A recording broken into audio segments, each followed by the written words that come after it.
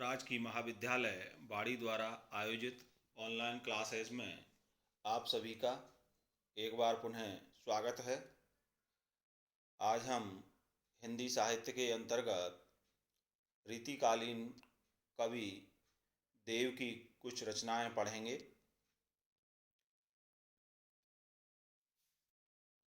उनका एक पद यहाँ पर मंगलाचरण के रूप में है। आइए देखते हैं ये पद। आदि ब्रह्मा विद्या वेद कहते प्रकृति जासो, योग माया जानियोई योगिनी समाधि है।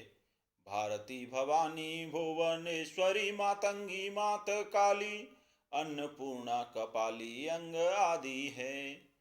एक थे अनेक ज्ञानी जल थल में समानी, अनगित बानी सिद्ध साधिकन साधी है।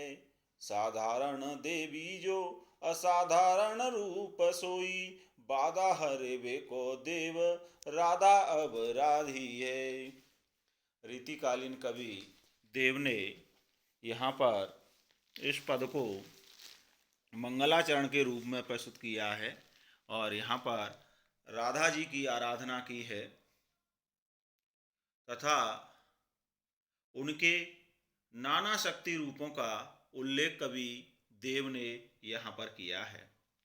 कवि देव कहते हैं, आदि ब्रह्मा विद्या वेद कहत प्रकृति जासों, जोग माया जानियोई योगिनी समाधि है। कवि देव कहते हैं कि जो आदि ब्रह्म की सृष्टि रूपी विद्या है, जिसे वेद इस सृष्टि का मूल कारण मानते हैं, प्रकृति यानी मूल कारण मानते हैं, जिसे विष्णु भगवान की योग माया नामक शक्ति के रूप में जो उत्पन्न हुई तथा जिसे योगिनी समाधि के रूप में भी जाना जाता है। भारती भवानी भुवनेश्वरी मातंगी मात काली अन्नपूर्णा कपाली अंग आदि है। जो वाणी की देवी सरस्वती, भारती यानी वाणी की देवी सरस्वती, भवानी, भुवनेश्वरी, मातंगी 10 विद्या मानी गई हैं। 10 विद्याओं में 9वीं विद्या मातंगी है। 10 विद्या इस तरह से हैं: काली, तारा, त्रिपुर सुंदरी, भुवनेश्वरी, छिन्नमस्ता, त्रिपुर भैरवी, बगुलामुखी, धूमावती, मातंगी और कमला। तो जो 9वीं विद्या मानी गई है वो मातंगी है, काली, अन्नपूर्णा और शिवजी की अर्धांगिनी मानी जाती हैं। कपाली, कपाली यानी शिवजी की जो अर्धांगिनी है वो मानी जाती हैं, जिसे एक थे अनेक ज्ञानी जल थल में समानी, अनगित बानी सिद्ध साधकन समानी है। जिसे सिद्ध साधकों ने अपनी अनेक वाणियों को साधने का सफल प्रयास किया है। यानी यहाँ देवी के अनेक रूप हैं, उन रूपों की जो साधना है वो सिद्ध साधकों ने की है। अनेक वाणियों ने उन्हें साधने का सफल प्रयास किया है। आगे कवि कहते हैं, साधारण देवी जो असाधारण रूप सोई, बाधा हरि को देवर राधा अवर राधी है। कवि कह रहे हैं कि जो साधारण देवी रूप में है और वह असाधारण रूप में भी है। जो साधारण देवी रूप में है तो वो असाधारण देवी रूप में भी है। आगे कवि देव कहते हैं कि उस सर्वेश्वरी राधा को अपनी बाधाओं का विनाश करने के लिए, अपनी बाधाओं को हरने के लिए, दूर करने के लिए मैं उस देवी राधा की आराधना करता हूँ।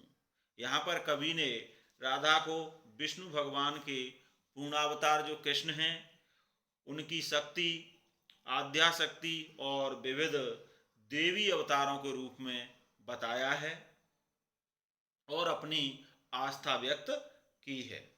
ये पद यहाँ पर मंगलाचरण के रूप में है। जब कवि कोई रचना शुरू करता है तो मंगलाचरण के रूप में कुछ पद्य रचता है, उसी रूप में यहाँ कवि देव ने इनको रखा है। इस पद में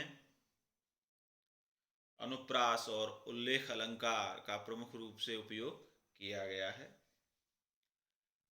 आइए अगला पद देखते हैं।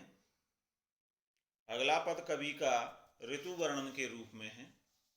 देखते हैं। जागी न जुनाई ज्वाल लागी है मनोभव की, लोक तीनों हे तो हेरे हेरे हसरत है।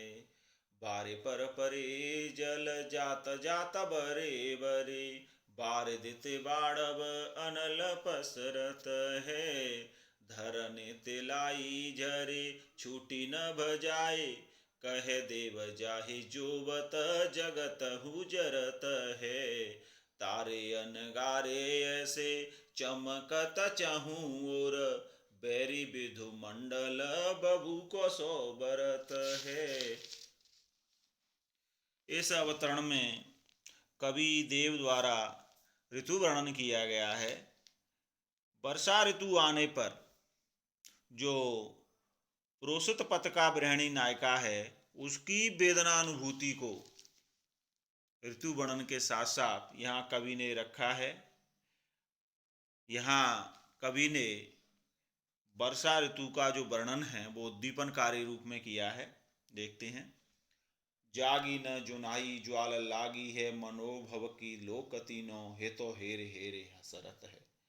वर्षा ऋतु आने से जागी न जुनाई, वर्षा ऋतु आने से जुनाई यानी चांदनी, वर्षा ऋतु आने से चांदनी नहीं फैल रही है, परंतु तीनों लोकों में कामदेव की ब्रह ज्वाला लगी हुई है, या कहें कि फैली हुई है। वर्षा ऋतु में जो गृहिणी नायिका है उसके विरह में एकाएक वृद्धि हो जाती है वर्षा ऋतु के कारण। उसका वर्णन यहाँ कवि देव कर रहे हैं और कहते हैं, उसे वर्षा को देखकर गृहिणी नायिका है उसका हृदय अत्यंत व्याकुल रहता है, उसका हृदय संतप्त हो जाता है। उसी स्थिति का वर्णन वर्षा ऋतु के साथ यहाँ कवि कर रहे हैं। बारे पर परे जल जात जरे बरे, बर देते बाड़भ अनल पशरत है। निरंतर जल वर्षण से कमल भी मानो नायिका की ब्रह ज्वाला से जल जाते हैं। बारे परे जल जात, जल जाते यानी कमल, बरे बरे यानी जल जाते हैं।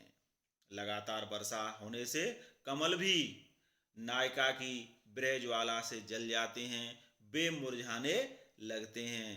तथा बारिदते बाड़व अनिल पशरत है, तथा बारिद यानी समुद्र से चारों ओर बड़वाग्नि फैली रहती है। बड़वाग्नि यानी समुद्र में लगने वाली आग। धरने तिलाई झरे छूटी न बजाए, कहे देव जाहि जोवत जगत हुजरत है।